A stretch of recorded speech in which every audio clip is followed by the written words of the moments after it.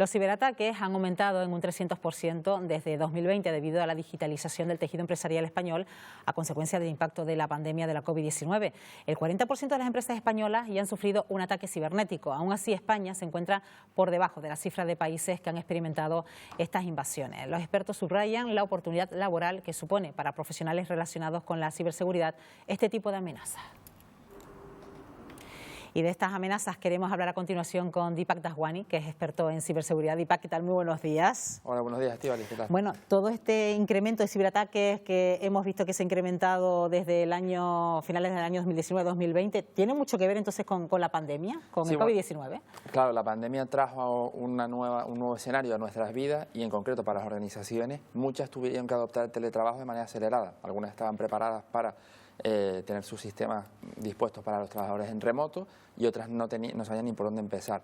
En aquel entonces la prioridad era conseguir la operatividad lo antes posible y que los trabajadores en casa pudiesen ejercer su actividad, ¿no? Entonces esto hizo que se intensificara, las cosas no se hicieran como se tenían que hacer y por otro lado se intensificaran los ataques por parte de los ciberdelincuentes. Además, los ciberdelincuentes utilizan cualquier señuelo o cualquier hito relevante en el tiempo para acometer ataques. En lo que a usuarios se refiere, cuando empezamos la pandemia y el confinamiento se daban una serie de circunstancias que eran usuarios sin información, sin trabajar y en casa, todo el día con los dispositivos móviles consumiendo noticias relacionadas con lo que nos estaba pasando. Entonces, bueno, se juntaron por un lado el hambre con las ganas de comer, ¿no?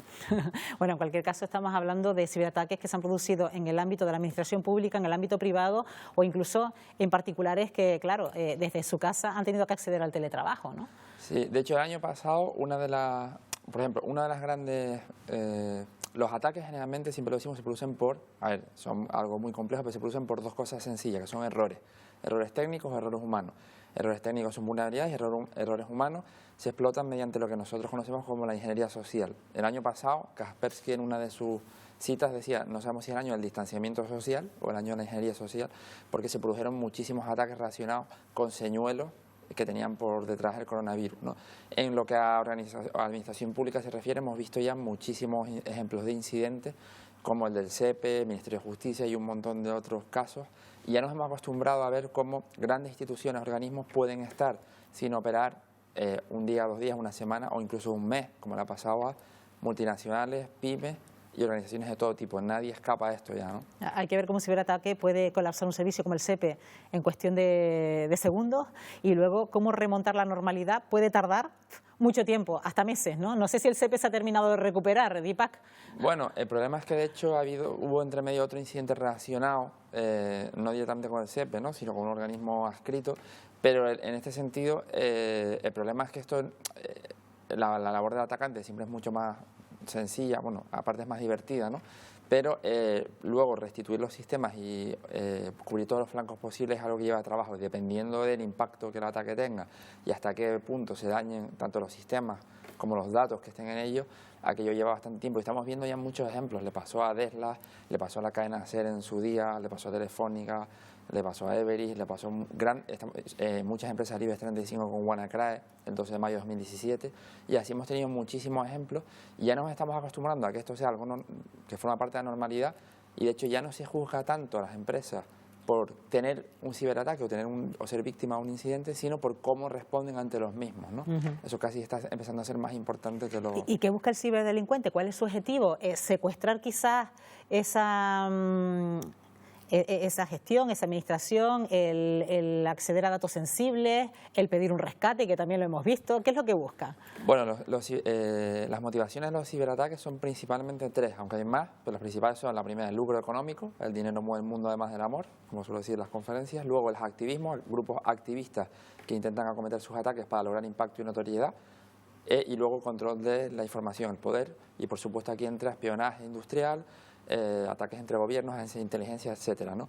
En concreto, una de las formas que los ciberdelincuentes han visto desde hace unos años que es buena para monetizar es esta de la extorsión, el ransomware, que es una palabra que ya forma parte del vocabulario de cualquier usuario habitual, que lleva estando con nosotros desde el año 2013 y se ha intensificado desde el año 2017. Prácticamente todos los ataques ahora tienen por detrás o como final una extorsión por parte de los ciberdelincuentes. Antes era para obtener tus datos, pero cuando ya se hace a grandes empresas y multinacionales que evidentemente saben que tienen bien gestionadas las copias de seguridad, el daño está en el tiempo que ellos están sin operar, sin trabajar, para poder lograr volver a la operatividad, pero también ya se amenaza con filtrar los datos sensibles de usuarios en el caso de que no se pague el rescate. Hay diferentes vías para la extorsión, pero básicamente es una de las formas que los ciberdelincuentes tienen de ganar dinero, ¿no? Bueno, pero está claro que los ciberdelincuentes no se van de vacaciones, Deepak, y incluso se habla de que el verano es una época propicia precisamente para que aumenten estos ciberataques. ¿Por qué?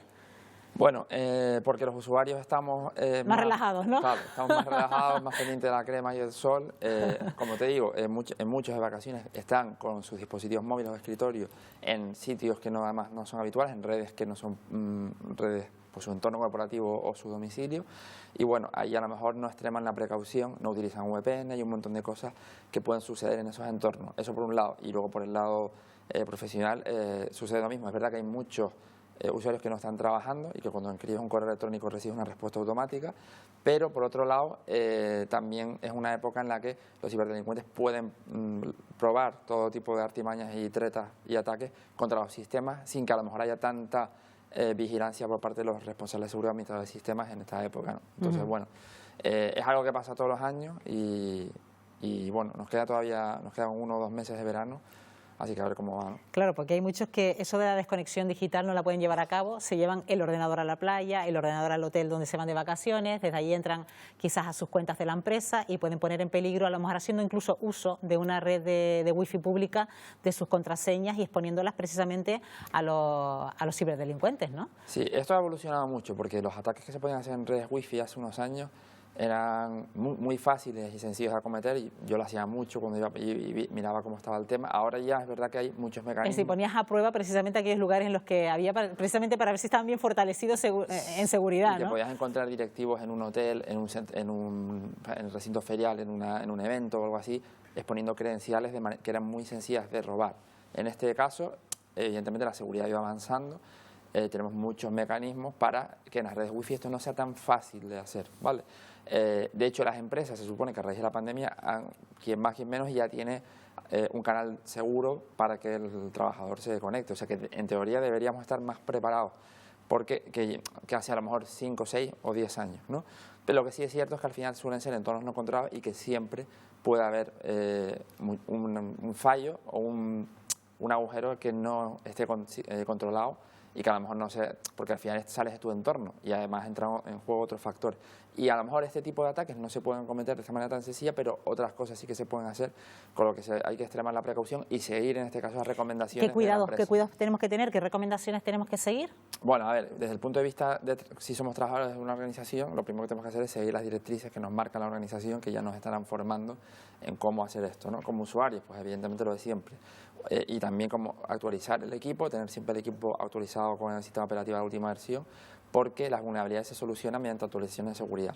Utilizar un antivirus de reputación contrastada, porque esto nos protege de las amenazas que son conocidas, por supuesto, no gratuito craqueado de Internet, sino claro, con licencia y todo el tema. Vigilar nuestras contraseñas, fortalecer la seguridad de nuestras cuentas y sobre todo la seguridad de nuestro correo electrónico es fundamental. Ahí tenemos que activar el doble factor de autenticación, ¿vale? Porque si nos roban cualquier tipo de cuenta de Facebook, de Instagram, de Twitter, del banco, bueno, lo que sea, el banco va por otro lado, pero generalmente nos pedirán, si tenemos nuestro teléfono asociado a nuestro correo electrónico, siempre podemos recuperar esa cuenta. En el momento en que el ciberdelincuente intente cambiar la cuenta de correo electrónico, perdimos la cuenta. Claro. Entonces son cosas que ese tipo de, luego desconfiar por norma de cualquier actividad sospechosa, mucho cuidado con redes wifi públicas y un poco de sentido común. Bueno, pues el sentido común sobre todo y más formación, que quizás es lo que hace falta en este tipo de circunstancias cuando vemos que la ciberseguridad y la ciberdelincuencia pues quizás es lo que está reinando ahora mismo. Deepak Tajwani, como siempre, gracias, buenos días. Nada, gracias, hasta la próxima. Hasta la próxima.